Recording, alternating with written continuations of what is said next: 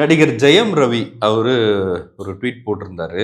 இந்த ஆண், பெண் உறவுகள் குறித்து பேசும்போது, இப்ப சமீபமா அவருக்கு வந்து அ விவாகரத்து நடந்துச்சு. அவருடைய மனைவி கிட்ட. குடும்ப பிரச்சனைகள்லாம் நடந்தது. அவரு இப்ப வேற ஒரு ரிலேஷன்ஷிப்ல இருக்காரு. அப்ப பொதுவா வந்து பெண்கள் குறித்து தான் அதிகமா நீங்க கவனமா பேசுறீங்க. அவங்க மேல தான் அக்கறை எடுத்துக்கிறீங்களே தவிர, ஒரு ஆண் எதிர்கொள்ற பிரச்சனைகள் குறித்து யாருமே பேச மாட்றீங்க. சட்டம் கூட அதே தான் சொல்லுது அப்படின்னு அவரு வருத்தப்படுறாரு. எப்படி பார்க்குறீங்க? அது உண்மைதான். இப்போ இத்தன வருடங்களா நம்ம பெண்கள் மேல அதிக கவனம் செலுத்தியிருக்கோம். பெண்களுக்கு பாதுகாப்பு, பெண்களுக்கு முன்னுரிமை, பெண்கள் முன்னேற்றம், நெறைய விதங்கள்ல பெண்களுக்கு நெறைய சலுகைகள் நம்ம குடுத்துட்டுருக்கோம். எதன் அடிப்படையிலன்னா, சுதந்திர காலத்துல பெண்களுக்கு இருந்த சூழ்நிலைக்கு கம்பேர் பண்ணி, அந்த காலத்துல பெண்களுக்கு படிப்பறிவு இல்ல. அப்ப படிக்கிற பெண்களுக்கு ஊக்கம், வேலைக்கு போறது கஷ்டம், அதுக்கு ஊக்கம், பிள்ளை பேருக்கு ஊக்கம், எல்லாத்துக்கும் நம்ம ஊக்கம் குடுத்துக்கிட்டே இருக்கோம். ஆனா, மறைமுகமா நம்ம என்ன செய்றோம்னா, அப்ப ஆண் உனக்கு எதிரின்ற மாரி நிலைநிறுத்துறோம். ஆணுக்கு எதுவுமே தேவையில்ல. As it is he is fine. அந்த பையன நம்ம கவனிக்கவே வேண்டாம். அவன ஆற்றுப்படுத்தவே வேண்டான்ற மாரி ஒரு மனப்பான்மை எல்லா அரசாங்கங்களுக்கும் இருக்கு. அது ஒன்றிய அரசாங்கமா இருந்தாலும், இல்ல ஃபெடரல் கவர்ன்மெண்ட்டா இருந்தாலும், எல்லா கவர்ன்மெண்ட்ஸும் விமன் நோக்கி தான் அவங்க வோட்ஸை நோக்கி தான் எல்லாத்தையும் என்ஜினியர் பண்றாங்க. அப்ப ஆண்களோட நிலைமை என்ன இருக்குன்னா, இன்னைக்கு ஏதோ ஒரு பிரச்சனைன்னா, ஆண் போய் அழ முடியாது, கேட்க முடியாது, முறையிட முடியாது. எனக்கு கஷ்டமா இருக்கு. அந்த புள்ளைய என்ன தூக்கணும்னு ஆசையா இருக்கு. கொஞ்சம் குடேன்னாலும் கூட, அதெல்லாம் நீ இந்த பக்கமே வரக்கூடாதுன்னு சொன்னா, அந்த குழந்தைய அதுக்கப்புறம் அவரால பார்க்க முடியாது. அப்ப ஆண்களோட நிலைமை ரொம்ப மோசமா இருக்கு. ஆனா அதற்கான முறையிடுதலோ, இல்ல அதுக்கான ஒரு இதுதான் வழி. ஆண்கள் குறைய தீர்க்கிறதுக்கான ஒரு இடம்னு ஒண்ணும் இல்ல. பெண்கள் குறை தீர்க்கிறதுக்கான இடங்கள் 1000 இருக்கு. ஆண்கள் குறை தீர்க்கிறதுக்கான மையங்கள் இல்ல. ஆண்களே சேர்ந்து ஒண்ணு ஆரம்பிச்சா கூட, அதுக்கு பெருசா விசிபிலிட்டி இருக்க மாட்டேங்குது. ஒரு ஆண் வந்து இப்ப ஜெயம் ரவின்றது அவர் சொன்னதுனால அவர் எடுத்துக்கிறோம். இப்ப அவர் வந்து இன்னொரு வாழ்க்கைய தேடிக்கிறார் இல்லையா? இப்ப அவங்க மனைவி இன்னொரு வாழ்க்கைய தேடிக்கும்போது, இந்த சமூகம் என்ன மாரியான கேள்விகள அவங்க மனைவி கிட்ட இல்ல இன்னைக்கு கேட்கும்? சமுதாயம் நெறைய மாறி இருக்கு சார். மனைவியரும் இல்ல வேற குடும்ப சுமைன்றது யாருக்கு அப்ப? பொறுப்புன்றது யாருக்கு? இந்த பொறுப்பு ஒரு ஆண் எடுத்துக்க மாட்டேன்னு சொன்னா நம்ம கேட்கலாம். நான் எடுத்துக்கிறேன், பாதி பங்கு எடுத்துக்கிறேன்னு சொல்லும்பொழுது, நான் குடுக்க முடியாதுன்னு கூட பெண்கள் சொல்றாங்கல்ல. அந்த ஆணை தண்டிக்கிறதா நெனச்சுக்கிட்டு, என் பசங்கள உன் கண்ல காட்டுறனா பாருன்னு சொல்ற பெண்கள் இருக்கிறாங்கல்ல. அப்ப நான் வேணான்னா, என் புள்ள மட்டும் வேணுமா? என் புள்ளைய நான் அனுப்ப மாட்டேன், காட்ட மாட்டேன். இந்த பக்கமே வராத. நானே தனியா வளர்த்துக்கிறேன்னு சொல்ற பெண்கள் இருக்காங்க. சில சமயங்கள்ல அது நியாயமா கூட இருக்கு. ஆனா சில சமயத்துல அது பழிவாங்கும் நடவடிக்கையா இருக்கு. அப்ப கேஸ் டூ கேஸ் பேசிஸ்ல அது வேற வேற. அது பழிவாங்கும் நடவடிக்கையா இருக்கு. அது பிரச்சனையா இருக்கு அப்டின்னா, அப்ப அதை சீர்திருத்தம் பண்றது, சரி பண்ணி குடுக்குறது யாரோட பொறுப்பு? அது பொறுப்பை நீங்க யாருமே ஏத்துக்கலையே! அப்டி ஒரு பிரச்சனை இருக்குன்னு கூட நெறைய பேருக்கு தெரியல. நான் நெறைய அந்த மாரி ஆண்களை சந்திக்கிறேன். அவங்க எல்லாரும் இத கேட்கறாங்க. எங்களுக்கு ஒரு பிரச்சனைன்னா நாங்க எங்க போய் சொல்றது? எங்கேயுமே இல்ல. எங்களுக்கு ஒரு போலீஸ் ஸ்டேஷன் இல்ல. எங்களுக்கு ஒரு நீதிமன்றத்துல எங்களுக்குன்னு சட்டங்கள் இல்ல. எல்லா சட்டமும் பெண்ணை நோக்கி தான் இருக்கு. அது என்ன ஒரு தகப்பனா எவ்வளோ வலி ஏற்படுத்துதுன்றத யாரும் உணர மாட்டேன்றாங்கன்னு, ஒரு ஆண் வந்து தகப்பன் ஸ்தானத்துலேருந்து தான் அத சொல்றாங்க. இல்ல அது ஓகே. பட் அவங்க இன்னொரு துணைய தேடிக்கிட்டு, இன்னொரு வாழ்க்கைய இல்ல தேடினதுக்கு முன்ன அப்புறம் இல்ல பேசுறாங்கல்ல. இல்ல இல்ல. இன்னொரு விஷயம் சார். முன்ன இருந்த இந்து மதத்துல நான் ஹிந்துஸ் தான் இது நெறைய பிரச்சனை இருக்குன்றதுனால சொல்றேன். முன்ன இருந்த ஹிந்து மதத்துல பெண் மறுமணம் செய்துக்க முடியாது. ஆண் பலதாரம் செய்துக்கலாம். அப்ப பெண் ஒடுக்கப்பட்டாள். பெண்ணுக்கு தான் திருமண வயது 8ஆ இருந்தது. பெண்ணுக்கு தான் விதவை மறுமணம்ன்றது இல்லாம இருந்தது. அப்ப பெண்களை நம்ம ரொம்ப பராமரித்தோம். அவங்கள எல்லா விதத்திலயும் அவங்கள நம்ம அரவணைச்சு கொண்டு வந்தோம். இன்னைக்கு 2 பேரும் லீகலி சமம்ன்றப்போ, எல்லா விதத்திலயும் லீகலி சமமா தானே இருக்கணும். சில பெண்கள் என்ன பண்றாங்கன்னா, அப்ப இந்த ஆண் கிட்டேருந்து நான் பணம் வாங்குவேன். அவன அவமானப்படுத்துவேன். அவன் வேலை இடத்துக்கு லெட்டர் எழுதுவேன். அவன இம்சப்படுத்துவேன். அவங்க வீட்ல எல்லாரையும் டேமேஜ் பண்ணி விட்டுருவேன்னு பெண்ணுக்கு இப்ப அந்த தராசுல பெண் கொஞ்சம் அதிகமான பவர் இருக்குன்றதுனால, பனிஷ் பண்றதுக்கான ஸ்பேஸ் இருக்குன்றதுனால, பெண்கள் இந்த வேலைய அதிகமா செய்றாங்க. இல்ல உள்நோக்கத்தோட செயல்படுறவங்களும் நம்ம கேட்கலாம். பட் பொதுவா கேட்கிறேன் நான். அப்ப இந்த மாரி சூழ்நிலை இருக்கும்போது, அந்த தராச நம்ம நடுநிலையா கொண்டு வந்து நிறுத்துறதுக்கு, நாம ஆஸ் அ சொசைட்டி என்ன பண்ணணுன்ற கேள்வி இருக்கு.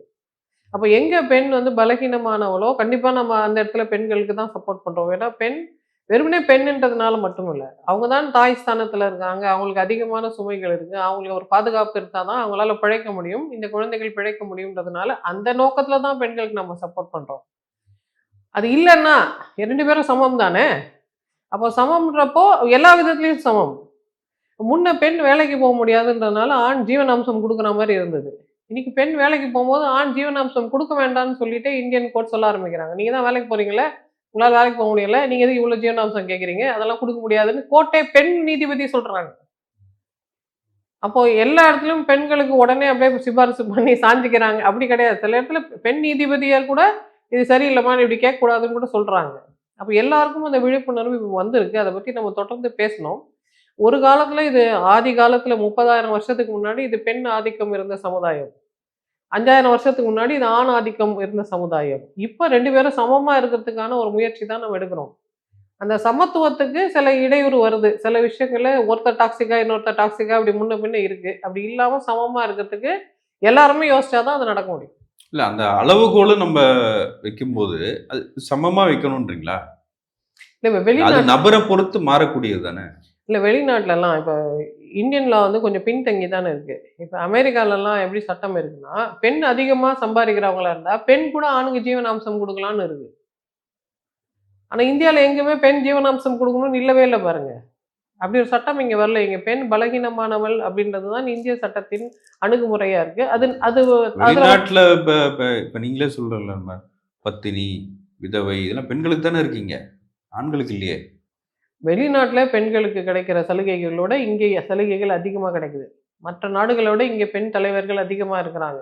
ஏன் பெண் தலைவர்கள், தலைவிகள் இங்க அதிகமா இருக்கிறாங்கன்னா, பெண்கள் மேல ஒரு இரக்கம் இருக்கு. அவ பெண் பாவம் அப்படின்ற எண்ணம் இருக்கு.